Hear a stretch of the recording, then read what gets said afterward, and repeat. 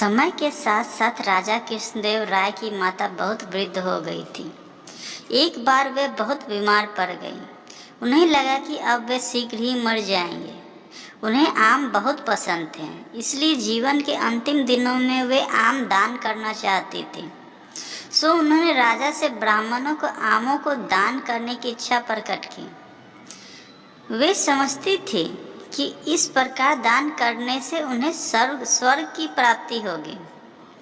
सो कुछ दिनों बाद राजा की माता अपनी अंतिम इच्छा की पूर्ति किए बिना ही मृत्यु को प्राप्त हो गई।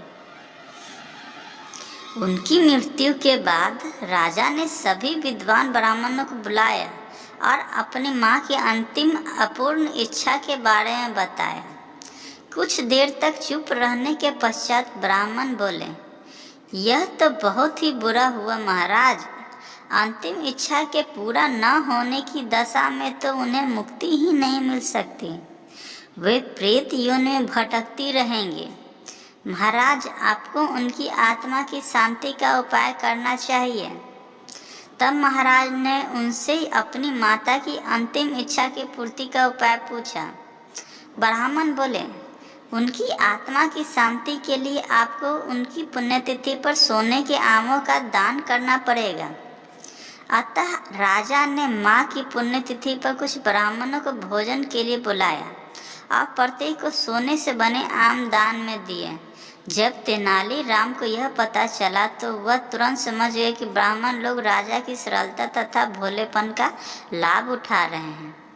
सो उसने उन ब्राह्मणों को पाठ पढ़ाने की एक योजना बनाई। अगले दिन तेनालीराम ने ब्राह्मणों को निमंत्रण पत्र भेजा। उसमें लिखा था कि तेनालीराम भी अपनी माता की पुण्यतिथि पर दान करना चाहता है, क्योंकि वे भी अपनी एक अधूरी इच्छा लेकर मरी थी। जब से उसे पता चला है कि उसकी माँ की अंतिम इच्छा पूरी न होने के कारण प्रेत योनि में भटक रही होगी, वह बहुत ही दुखी है और चाहता है कि जल्दी उसकी माँ की आत्मा को शांति मिले। ब्राह्मणों ने सोचा कि तेनालीराम के घर से भी बहुत अधिक धन दान मिलेगा, क्योंकि वह शाही विदूषक है। सभी ब्राह्मण निश्चित दिन तेनालीराम के घर पहुंच गए। ब्राह्मणों को स्वादिष्ट भोजन परोसा गया। भोजन करने के पश्चात सभी दान मिलने की प्रतीक्षा करने लगे। तभी उन्होंने देखा कि तेनालीराम लोहे के सलाखों को आग में गर्म कर रहा है। पूछने पर तेनालीराम बोला, मेरी माँ फोड़ों के दर्द से परेशान थी। मृत्यु के समय उन्हें बहुत तेज दर्द हो रहा था। इससे पहले कि मैं गर्म सलाखों से उनकी सिकाई करता, वह मर चुकी थी। अब उनकी आत्मा की शांति के लिए मुझे आपके साथ वैसा ही करना पड़ेगा जैसा कि उनकी अंतिम इच्छा थी। यह सुनकर ब्राह्मण बौखला गए। वे वहाँ से तुरंत चले जाना चाहते थे। वे गुस्से में तेनालीराम से बोले कि हमें गर्म सलाखों से दागने पर तुम्हारी माँ की आत्मा को शांति मिलेगी। नहीं महाशय, मैं झूठ नहीं बोल रहा। यदि सोने के आम दान में देने से महाराज की माँ की आत्मा को स्वर्ग में शांति मिल सकती है, तो मैं अपनी माँ की अंतिम इच्छा क्यों नहीं पूरा कर सकता। यह सुनते ही सभी ब्राह्मण समझ गए हैं कि तेनालीराम क्या कहना चाहता है। वो बोले, तेनालीराम, हमें क्षमा करो, हम वे सोने के आम तुम्हें दे देते हैं, बस तुम हमें जाने दो। तेनालीराम ने सोने के आम लेकर ब्राह्मणों को जाने दिया, परंतु एक लालची ब्राह्मण ने सारी बात राजा को जाकर बता दी। यह सुनकर राजा क्रोधित हो गए और उन्हें तेनालीराम को बुलाया। वे बोले, तेनालीराम, यदि तुम्हें सोने के आम चाहिए थे तो मुझसे मांग लेते।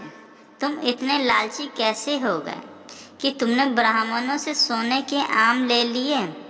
महाराज, मैं लालची नहीं हूँ, अपितु मैं तो उनकी लालच की प्रवृत्ति को रोक रहा था। यदि वे आपकी माँ की पुण्यतिथि पर सोने के आम ग्रहण कर सकते हैं, तो मेरी माँ की पुण्यतिथि पर लोहे की क्रम सलाखें क्यों नहीं झेल सकते। राजा तेनालीराम की बातों का अर्थ समझ गया। उन्होंने ब्राह्मणों को बुलाया और उन्हें भविष्य में लालच त्यागने को कहा। Thanks for watching. Please like video और subscribe my channel for getting more video. अपने सुझाव और वीडियो कैसा लगा हमें कमेंट बॉक्स में कमेंट करके बताएं।